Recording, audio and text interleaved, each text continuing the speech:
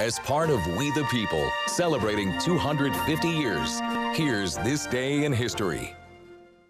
Well, we are counting down to America's 250th birthday this summer. We are sharing our We the People series, the people, places, and things of the past that have shaped our country into what it is today. Throughout history, Charlie, lots of films over the years have made a difference. That is true, and on this day, April 2nd, back in 1902, the first permanent movie theater opened in Los Angeles, laying the groundwork for Hollywood to become the movie-making capital of the world.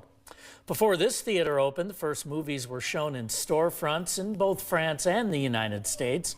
When film producer Thomas Lincoln Talley opened Talley's Electric Theater, it was the first of its kind, specifically designed for movies. The theater originally showed an hour's worth of material, charged a dime for admission.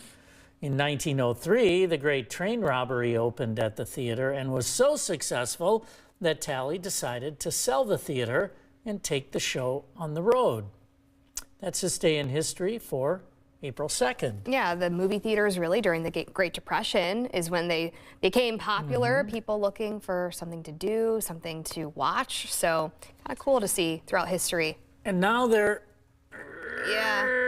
on the downward swing. You can watch movies pretty much the day of release at home on your TV if you're willing to pay for it. Right. I do like the theaters that have those seats, you know, you lay back. They've definitely changed to make it a better experience to try to get people to go to them. The big old IMAX screen. Yeah.